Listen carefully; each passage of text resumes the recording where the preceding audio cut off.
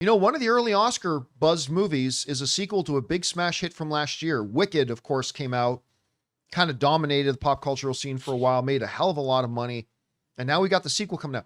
Rob, I keep forgetting, like, what were your thoughts on the original Wicked? How did you feel about it? I liked it. I didn't catch up with it until later. Now I own it. But I like Wicked a lot. I mean, I thought it was really beautifully done. You know, a lot of people, there was all these complaints about the color palette. Oh, I thought it was wonderful. I did too. It was so true to the original Wizard of Oz. Yeah, I thought it. I really liked it. And That's a common theme though lately. There's a lot of YouTube channels that are like, the color palette is just not what it used to be. It's and I enjoyed it. It's by the way, it looks incredible in 4K. Just so you know. But I really enjoyed it, and I thought the performances. You know, Ariana Grande, both Cynthia Erivo and Ariana Grande are phenomenal. They are phenomenal in those movies, and every time I see Ariana Grande in anything, or whether she's doing a talk show or whether she's performing, she's incredibly talented. Impressive. She's very impressive. Very impressive. Have you ever seen the YouTube video of her? This is because, you know, there's a lot of pop stars out there today, like Sabrina Carpenter. Yeah. Who honestly is just a Temu version of Ariana Grande. Not actually that good. Like, Anne got her new album. I was listening to him like, this just isn't very good. But like, and I don't think she's a better singer than me, but that's not saying anything. But like, there's this video. It's older now, but there's this YouTube video you can find of Ariana Grande where she does this thing where in like 5 minutes. Oh. She sings all these different songs. I've watched that, yeah. As these other iconic female vocalists. Yeah. And I remember, listen, I'm not a big fan of her material because like her style of songs aren't necessarily for me, but I can recognize talent. And I remember watching that video when she did Whitney doing a Whitney song. She did Celine. Wasn't that like on Saturday Night Live or something? It's a clip from. I can't remember what was original. I saw it on YouTube. It's great. And I just remember my jaw hitting the floor. Like, yeah, no. Holy crap. She does like Shakira. Oh, yeah, she does all of them. Yeah. And she sounds just like them and can hit all the notes. And I'm like, oh my God, this girl's good. I love her because, you know, in order to do that, you have to be smart and you have to have a certain wit and verve. And it's like that great clip when she does Jennifer Coolidge. Oh God, you look like the 4th of July. You know, she's so good, and because of that, they'd never met, and because she did that, I think wasn't it on Jimmy Fallon or something along those lines. And you see her do that, and she's just so, whenever you see her, she makes me smile whenever I see her, and she's great. By the way, great in Wicked. I have sidetracked us from the actual story. Yeah, but no, look, it does not surprise me that they're saying that Cynthia Erivo and Ariana Grande are even better in Wicked for Good. Well, and what Rob is talking about is the fact that the first reactions from Wicked for Good have now come that's out. what we're talking about. Yeah, I got us totally We're not doing the Ariana Grande Appreciation Society. Club. Yeah. This is like being the 17th inning of an 18th inning game. But no, I mean, it does not surprise me. Like, look, the first Wicked's great. But, you know, the big thing that I've been curious about is the fact that the play does not, the latter half, it's not like the buoyant, it doesn't have the song, big hit song. What's it called? Up in the air. What was it? Defying Gravity. Defying Gravity. But up in the air. They're saying that while the first Wicked was pretty true to the stage production, they're saying the second one takes some more liberties. Well, it would have to. Yeah. And we should take a minute here and actually read through some of the first reactions that have come out for Wicked for Good, because a lot of them are saying Ariana's getting her Oscar. That's a tall thing to say. That is. But, I mean, we'll see about that. They say they've introduced some new musical numbers. Anyway, Jazz Tanksy from Variety wrote, "Get ready because Wicked for Good exceeds all expectations. John M. Chu is a genius in the way he brings this to a close. Elphaba and Glinda's stories are expanded and leave you with an emotional gut punch at the end. Cynthia Erivo is magnificent, but get ready for Ariana Grande getting her Oscar." Next, we got Rebecca Ford wrote, "I spoke with John M. Chu at the SCAD Film Festival just yesterday in front of a very enthusiastic crowd. Now I can finally share what I've seen. Wicked for Good, and he's done it again. It's glorious, full of heart, and sticks the landing. A beautiful finale." David Gordon wrote, If Wicked Part 1 was faithful to the blueprint of the stage, Wicked for Good builds out the world to create a full and different, but the same, and extremely emotional version of Act 2. It's a thrill ride and a heartbreaker, and it's sexy, and it's everything you want it to be.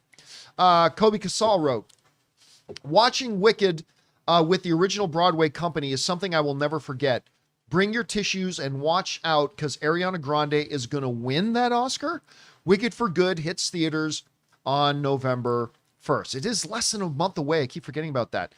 Destiny Jackson wrote, Wicked for Good, all good deeds go rewarded in Wicked for Good. It's an epic and heartbreakingly tender conclusion of one of the most dynamic friendships in pop cultural history. There's a lot for fans of the Broadway show to love with butterfly kiss size surprises in store. Chris Murphy wrote, saw Wicked for Good last month, and believe me when I say that it expands and deepens the original source material in generally exciting and innovative ways. Cynthia and Ari take their performances to the next level with jaw-dropping performances. The film fully sticks the landing. I have spoken to a couple of people, because you got to understand, I never went to go see the stage production of Wicked. I am not the target audience for Wicked. Even though I like musicals, that's not my thing. You don't like to defy gravity? And I really liked Wicked. I liked Wicked way more than I thought I would. And it is not my kind of movie. I am not its target demographic. And I was thoroughly impressed with it. I really was. Even right from the opening of it, I thought, oh my God, I feel like I'm in Oz again. I had the same feeling I had when I went to the Sphere in Vegas to watch Wizard of Oz in the Sphere. It's like this magic. It just brings you right in. And I'm talking to a couple people who've said they believe this is better than the first one. And a lot of people thought that would be a challenge because a lot of people thought the strength of Wicked is the first act, not the second. But they're saying everybody I've talked to who's seen it thinks they prefer the second one over the first one. By the way, let me throw this out there, Rob. I've mentioned this before. One of my struggles with Wicked is that, I'm sorry, the Wicked Witch of the West, when you watch Wizard of Oz, was not misunderstood. And I thought Wicked was just going to be about how she was this good person and events turned her evil and all that kind of stuff. It's becoming apparent to me now that that's not what's happening. And one of my struggles with Wicked is that is not the Wicked Witch of the West, right? And then I had an epiphany, Rob. The light bulb went off. I had my eureka moment. I thought to myself, John, this isn't a prequel to Wizard of Oz.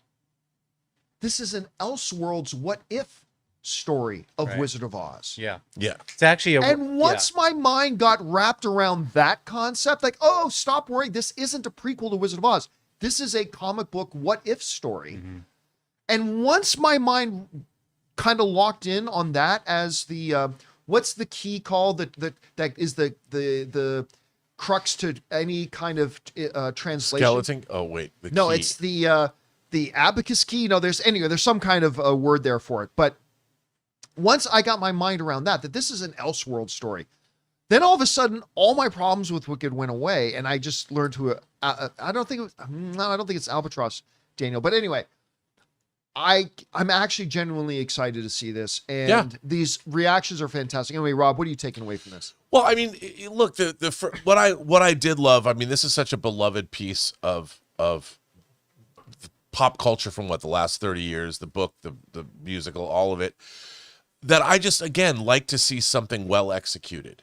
And while Wicked is not necessarily my thing either, it's very apparent to me. You watch this movie, what's not to love about it?